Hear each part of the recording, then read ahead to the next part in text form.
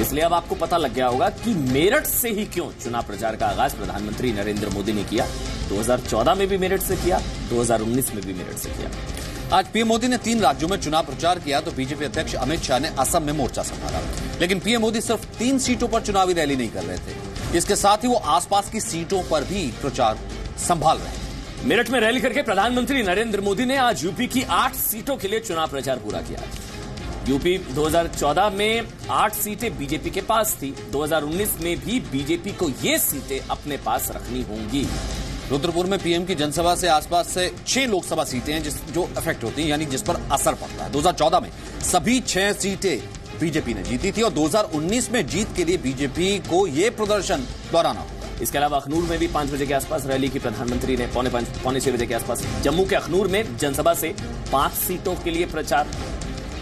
जम्मू और उधमपुर में जीत दर्ज की थी 2014 की अगर हम बात करें, लेकिन 2019 में उसे भी इस बड़ी जीत की जरूरत है। 29 मार्च को ओडिशा के कोरापुट, तेलंगाना के महबूबनगर और आंध्र प्रदेश के कर्नूल में प्रधानमंत्री की 3 रैलियां हैं। वहीं 30 मार्च का जिक्र करें, 2 रैली हैं। असम में 1 है और 2 असम में है और 1 अरुणाचल प्रदेश में। इसके अलावा 31 मार्च को मैं भी चौकीदार कैंपेन से पूरे देश के कार्यकर्ताओं के साथ जुड़ने जा रहे हैं प्रधानमंत्री नरेंद्र मोदी। 31 मार्च को दिल्ली के ताल कटोरा स्टेडियम में भी बड़ा कार्यक्रम है, मतलब पूरे इलेक्शन मोड में आ चुके हैं प्रधानमंत्री। बिल्कुल, 1 अप्रैल को महाराष्ट्र के वर्धा में होंगे, आंध्र प्रदेश की राजमुंद्री में और तेलंगाना के सिकंदराबाद में वो प्रचार करेंगे।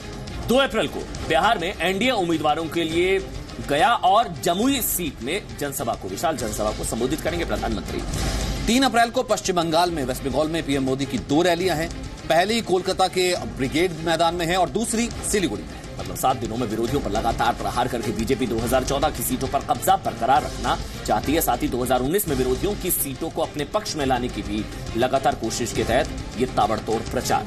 पीएम की खासियत है कि वो ही चुनाव का एजेंडा कहीं न कहीं सेट करते हैं। मोदी जो कहते हैं, राजनीतिक दल और उनके विरोधी उसी बात का या तो खंडन करते हैं या फिर उस बात को छोटा साबित करने की कोशिश करते हैं। लेकिन आप ध्यान दीजिए, चुनाव के केंद्र में मोदी होते हैं। तो सवाल ये कि क्या प्रधानमंत्री नरेंद्र मोदी हिंदुस्तान के संसदीय चुनाव को अमेरिकी स्टाइल यानी कि प्रेसिडेंशियल चुनाव में तब्दील उन्होंने कर दिया है, जहां 2 लोगों के बीच